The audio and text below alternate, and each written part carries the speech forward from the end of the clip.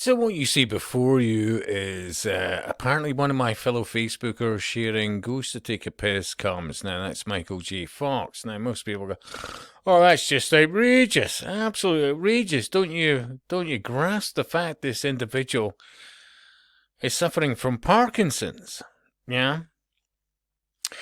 And one of the things that I absolutely respect about Michael J. Fox was, and remember, I don't watch TV, I really don't. A thing called Curb Your Enthusiasm. Yeah, Michael J. Fox hands, I think his name is Larry David, a drink. Oh, thanks. Oh, Jesus Christ! Seriously, absolutely. You know, that is not a victim player. Not in the slightest. I see him as a gentleman. Others could give me more data, absolutely. But the thing is about things like Parkinson's is, well, they have no idea what causes it. None. However, the underlying cause of Parkinson's is unknown. Really? So let's go into what the first case of Parkinson's. Well, apparently that was 1817. Yeah? So I thought to myself, what was the first water tanks made of? Made out of lead. Apparently, you go back to the Roman times. They'd known for a very long time. So let's look at this. Lead is a neurotoxin. Yeah? Now, I'm not saying that Michael J. Fox has acquired Parkinson's based on neurotoxicity based on lead. But if you were to look at neurotoxins, for example, artificial sweeteners, you will find an awful lot of data. And I do suspect that Michael J. Fox got Parkinson's in no small way through neurotoxicity of artificial sweeteners. Now remember, in the 80s, this guy was one of Hollywood's leading men. He was a very, very saleable actor, and for good reason. And imagine he has to keep in good shape, all the rest of it. Guess what really started to kick in the early 80s? Well, 0-calorie drinks full of aspartame and variations on the theme. If you were to look up, from memory, a gentleman called Dr. Russell Blakelock, I think he wrote a book and he did a video called Excitotoxins, the Taste That Kills. Yeah?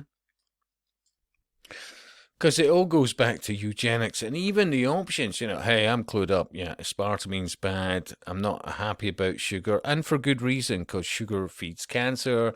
And then also, which most people are blissfully unaware of, it takes, honestly, if you were to type in molecules of, let me think, molecules of magnesium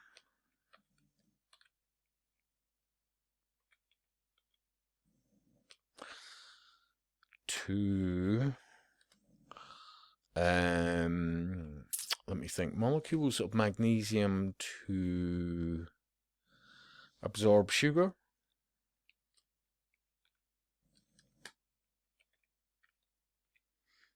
Let's do that.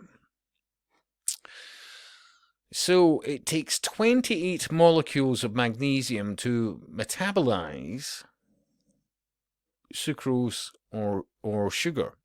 Yeah, I think some people have said it's much more than that. In fact, I remember, yeah, you don't have to go far. It takes 56 molecules of magnesium to metabolize 1 molecule of sugar. Now, given the fact that most people have heart attacks and strokes and all the rest of it because they're stripped of magnesium, hey, you don't get to hear that anywhere, but that's a fact. Seriously. We've never been more dumbed down. Seriously. You could go on about this forever. And this is the problem. And it's another thing like, for example, this. This is the newest generations these days. A lovely Mercedes. And remember, they're told, hey, don't get me wrong, it's got radar and autonomous this, and it'll brake for you and all the rest of it. Remember, there used to be things not that long ago called Gen X. We didn't have any of this lightweight pish, and we were responsible for ourselves and others. Now it's about, well, it's all done for me. And the result, not for all, but some. No, not even that. Okay, you're in this lane. What lane? You want to keep it this lane. She must be phenomenal in bed. This is obviously her other half, all the rest of it, because most people by now would be going, okay, doll, easy now. Okay, I thought you were talking about the bicycle. Okay, stop. Absolutely. Even he's like, easy. Oh, stop. But somehow, Stop, Jackie! Stop! and this is where we're at. This is society. It's a willful ignorance. It's the dumbing down beyond belief. And that science will look after you. And how's that working out for us? Seriously. And I'll speak to you soon.